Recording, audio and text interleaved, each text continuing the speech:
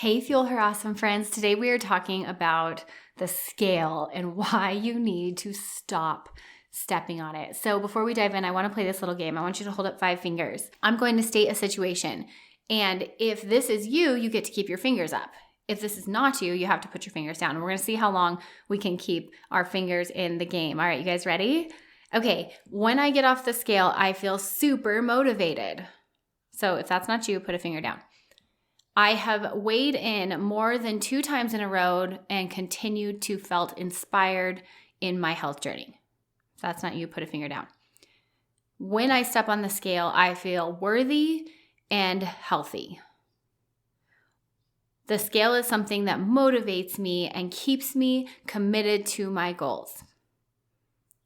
The scale is something that inspires me and makes me feel really good about myself. Okay, how many of you actually have a finger left? If you do, great.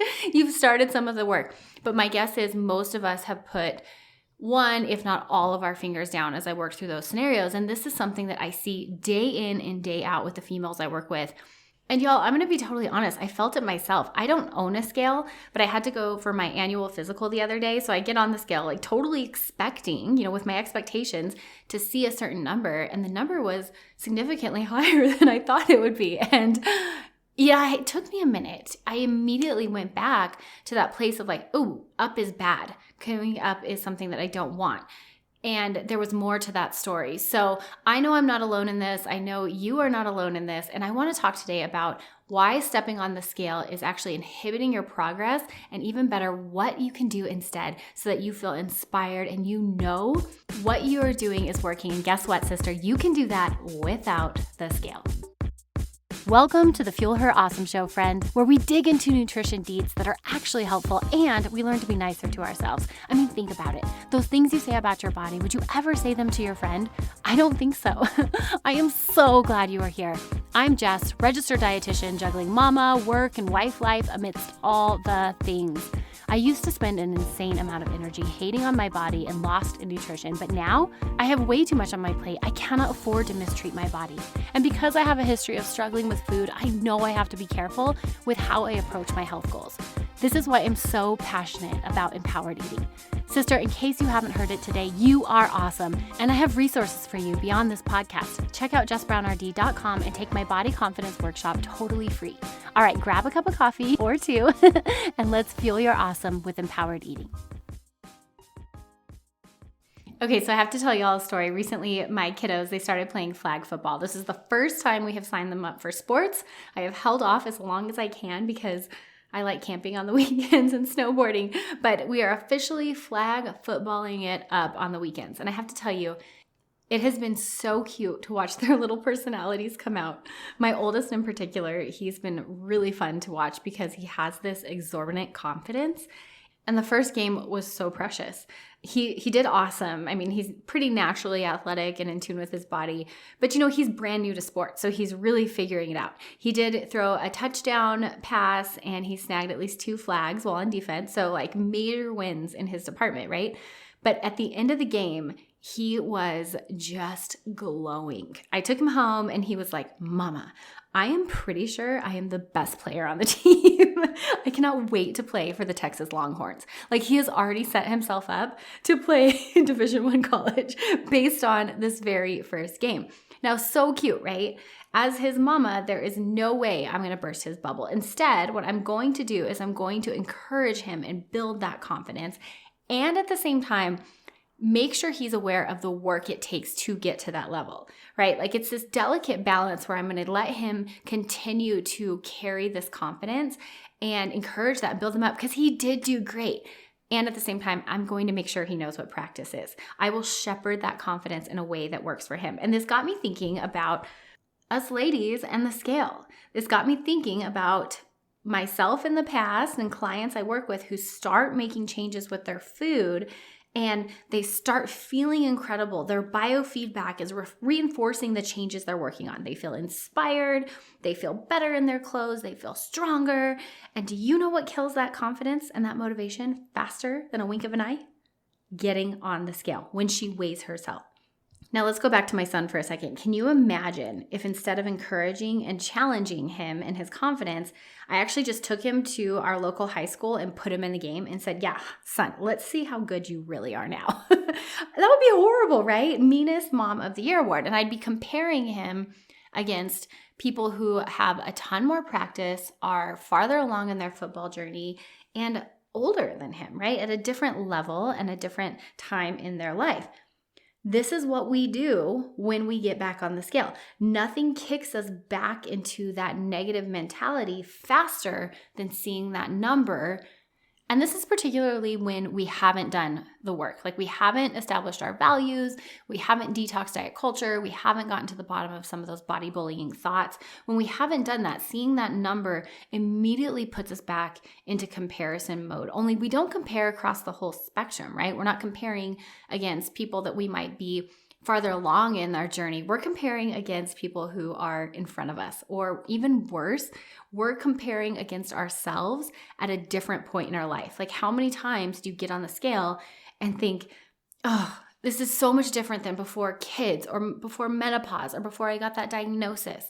You know, of course it is, because you're in a different space in life. But if we immediately go back to that comparison, or we compare it to what we think we should weigh, or our weight shouldn't be doing this doesn't make sense.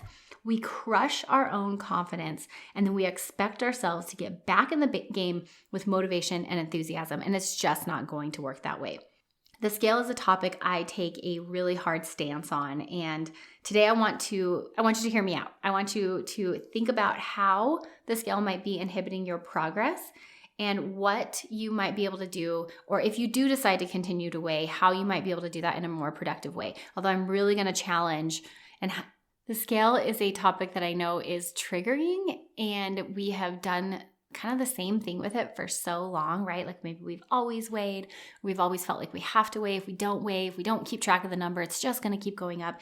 And so today I want to invite you to hear me out and really consider how some of our old patterns might be inhibiting our process, and they might actually be stopping us from hitting the goals and the things we are trying to accomplish. So you guys open to it? Okay, so here are 2 ways that stepping on the scale is actually inhibiting your process. Number 1, it kicks us back into the old mentality faster than a teenager with juicy gossip. It puts us back there so fast. I shared with you guys at the beginning that I recently went to the doctor's office and I saw a number that I didn't expect to see. And sisters, I do this work for a living. I have been a dietitian for almost 15 years now. I talk with women every day about making peace with their weight and their body and food. And guess what? When I saw that number higher than expected, it took me back. Like it kicked me back where I was like, ooh, I don't like that. And it felt icky. I had to work through it. And I did. I'm really quick about it, but it's crazy to me how that is a thought that is so deeply embedded in my psyche that even after doing this work for that many years, the number can take me back, especially when I'm caught off guard. I know I'm not alone in this. I see this in my friends. I see it in the clients that I work with. Recently, I've had 2 specific situations where this has come up. One of my good friends who is pregnant, she's never had an eating disorder in her past, but she called me and said, Jess, what the heck is going on with my head and this weight gain? She's like, I am pregnant and I am so grateful to be pregnant. And I know weight gain is a part of that, but every time I go to the doctor's office and I see that number going up, it's like there is something in my head that says that's wrong and bad. She goes, what is that? So anyways, we had this great discussion about it. And what I think it is that we live in a culture that constantly tells us weight is bad. Weight gain is bad. Gaining weight is the worst thing that can happen to you. Like that is a very strong message in our society. And so when we see it on the scale, it's really hard to rewrite that or to counteract that, especially because that thought is pervasive throughout our culture. Usually it's in our families, it's in our friends, and it's something that has become so common that we just don't even notice anymore until we have to face it within ourselves. And so she's really working through that. It's been cool to hear her side of this process and how she's talking herself through it. And where she comes to is a place of gratitude, right? Like she doesn't like seeing the number go up, but she comes back to the thought that I am grateful for being pregnant and I'm grateful to be here and that my body can do this. And so she's had to work through this even without a history of disordered eating. I also had a client recently who's been starting to weight lift, and she is not seeing her weight. She's not tracking it, but she is going to get her body fat done. And then that body fat percentage is sent to me so I can help her work on her protein and her macros basically on the back end so she doesn't have to see it. So anyways, she goes to get her body fat percentage done and she ends up seeing the number and it really freaks her out because it's higher than what she thought. And it was this whole thing. Well, when I talked to her the next time, we actually looked at it together because she had already seen the numbers. And what she hadn't seen is that even though her weight had gone up, her lean mass had actually gone up. That's why the weight had gone up and her body fat tissue had gone down. But again, we are so programmed to think when weight goes up, it's bad, that we automatically go there when we see the numbers. So I have seen this over and over again. I felt it even after years of doing this work. I still feel this, that when we get on the scale, it kicks us back into that old mentality faster than we can imagine.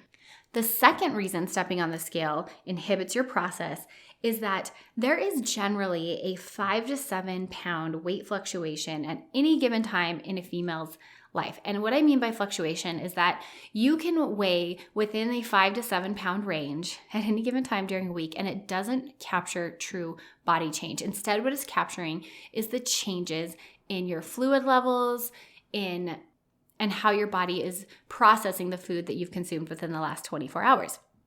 We women see these fluctuations and we label them as weight loss or weight gain, when in reality, that small fluctuation is not indicative of a true change within our body. It is exactly what it is, a fluctuation.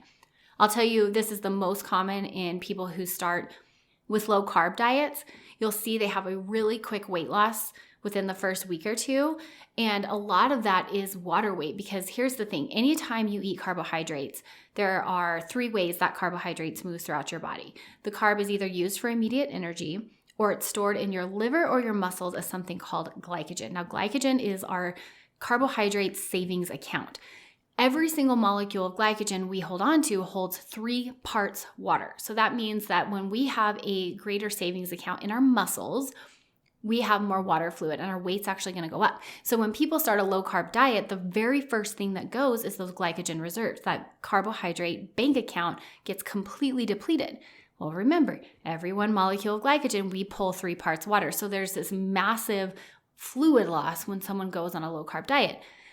Again, they're capturing a fluctuation, not a true body change. And in this case, I would actually argue that you're capturing a fluid loss, like dehydration, and an energy loss that's going to make you feel depleted later on. But that's a whole nother story. We'll talk about keto another day. In fact, I have an episode from 2 years ago on keto and debunking it and the pros and cons of it. So you guys can check that out. But for today in the scale, I think that captures and reinforces how this fluctuation can show up and we misinterpret it. And then when we misinterpret it, it causes us to feel like, oh, hey, what I'm doing is working. And then we don't continue to stay focused on the work that we need to do. Or if the scale fluctuates up, we think we're doing something wrong. Like, oh, well, it's up because I ate pizza last night. And see, I can't eat pizza. I just look at pizza and my weight goes up. When in fact, that's not true. Yes, maybe you're holding some more fluid because you have more glycogen or your sodium levels are higher. But to say that 1 slice of pizza on Friday night bumped your weight up 3 pounds is not true. That's not the biology of the body.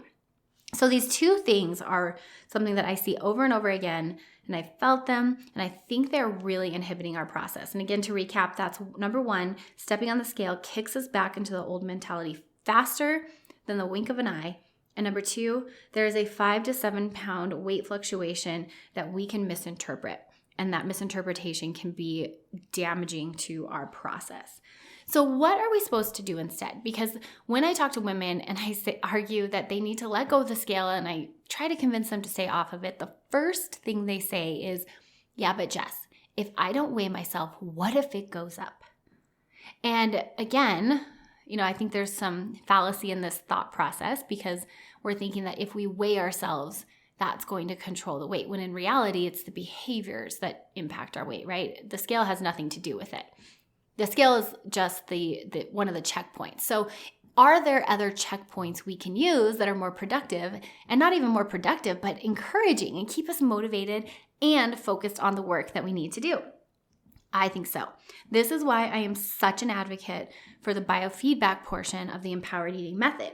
Biofeedback is listening to your body in various ways. And in the empowered eating method e-course, we talk about things like, what is your hunger level? What is your satiety level? How are your clothes fitting? What's your energy level? What's the poop report? Like, these are all things we need to be looking at as a form of biofeedback. I'll tell you something. You do not need the scale to tell you if you've gained weight. You will know, sister. You will know, especially if you are paying attention to that biofeedback. So I shared with you guys my experience of getting on the scale and going, whoo, not what I expected to see. If I were to take some steps back and think that through in more detail, I didn't want to see that number. Did I expect to see it? If I'm being honest with myself, yes. My clothes have been fitting differently. My pants are tighter. I have been doing two things. One, lots of travel, and so eating lots of fun food. Fun is one of my top values, and I enjoy nachos on Friday night with my friends and family, and so that's just a part of me. And so I have been doing and partaking in more of that. So that's part one. And then part two, I've been doing a squat program to try to increase my strength, which I have been. I'm so excited. My squats are so gnarly. I'm going to do a whole podcast episode on that, but I'm really excited about it. But these two things in combination would absolutely lead to an increase in weight. Absolutely. And are my clothes fitting different? Yes. I bought ski pants last year. I bought these really cute leopard overalls. They're so loud and I love them. But I bought them because my former ski pants didn't fit because my quads have gotten so big from doing CrossFit. Well, I put them on this year and they are definitely snug again. I looked at my husband and I was like, see, I need another pair of bibs. I need another pair of ski bibs. And he just rolls his eyes. But he's like, any chance you can get Jess to shop, you will, which is true. It's not a lie. So anyways, if I look at it from more of like a bird's eye view and I'm really honest with myself, like the biofeedback was already there. I already knew my weight was up for two different reasons. And one was a positive reason and something that I feel really good about. The weightlifting has been one of my goals and getting stronger was one of my goals this year, and that's working. And so weight gain is going to come with that. The second one is the fun factor. And while I don't love the weight attached to that, it's something that I've chosen. And when I look at it in detail and line it up against the backdrop of my values, is it something that I am willing to change? No. Not at this point. So seeing that number wasn't actually helpful. I already knew that. And seeing it doesn't actually change what I'm doing. So all that to say, I didn't need the number to tell me where my body was at. In fact, seeing the number put me in this negative space where I had forgotten why it might be there and kind of went back to that shame spiral. But if we think of all these instances, my story, my friend who's pregnant, my client who had a change in her lean body mass, all of them have one similar thread, and that is seeing the number by itself pigeonholes our definition of health and suddenly gives us amnesia about all the other things going on. Now, I think many of you have the tools to see the number and then talk yourself out of that process, or like when I saw it at the doctor's office, I was there for a minute, but I have the tools where I could redirect and I have the ability to logically think through why my weight might be there and then stay the course. If you're newer to this journey and you're just now starting to work on your empowered eating skills, I cannot tell you how crucial it is for you to stay off the scale during this process because you've been telling yourself this story about your weight for so long. Our culture has been telling you a narrative about your weight for your entire life. And so to think that you are going to be able to just see that number and not have an emotional reaction, I think it's setting us up. I mean, guys, I took a break from the scale for almost 10 years. I did not know what I weighed for 10 years. From the day I got married, because I didn't know what I weighed right before I got married, I think even that was disordered. I was like, I want to know what I weigh so I don't gain any weight. Didn't happen. But anyways, so saw that weight right before I got married. And then we didn't have a scale. And I remember intentionally asking the doctor to not weigh me for several appointments.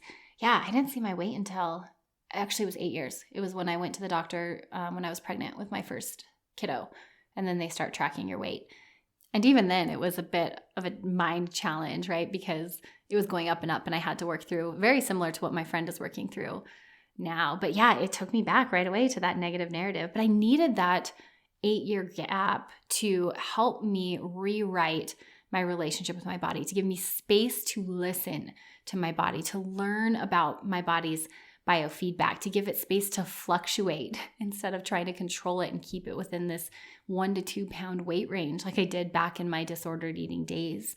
So it was really necessary. And what I want to invite you guys to do today is take that break. Maybe you don't need 8 years. That's what I needed, and I'm really grateful for that.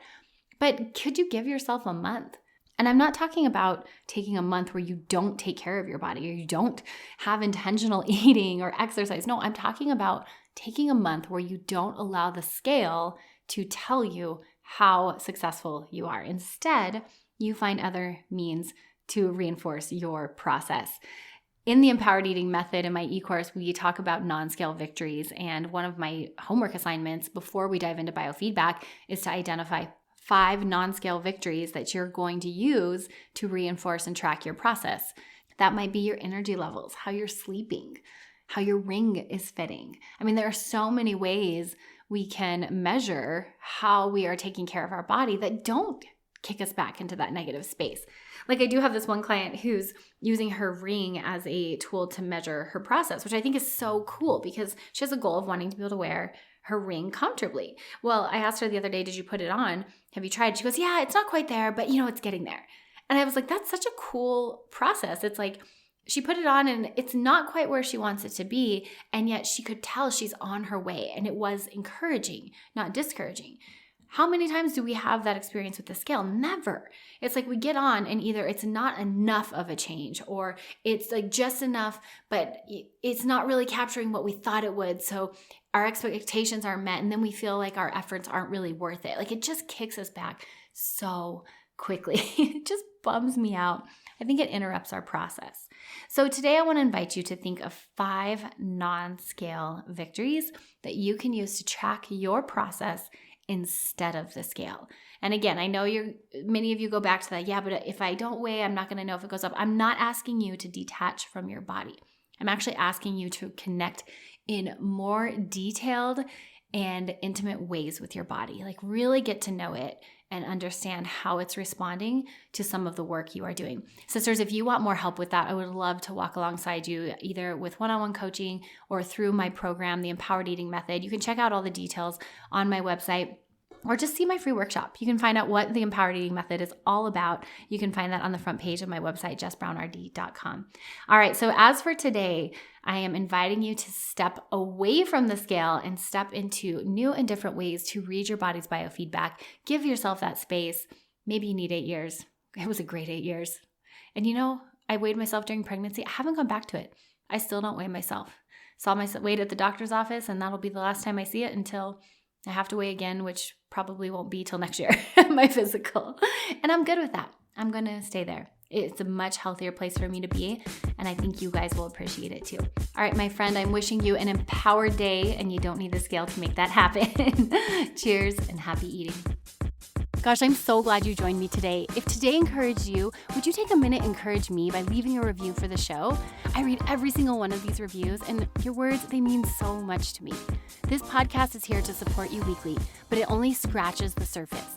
For more info on how you can become an empowered eater, grab my free workshop on how to become confident in your body without obsessing over food at jessbrownrd.com. Don't forget to join me right here next Monday, where I cannot wait to fuel your awesome. Cheers, my sweet friend, and happy eating.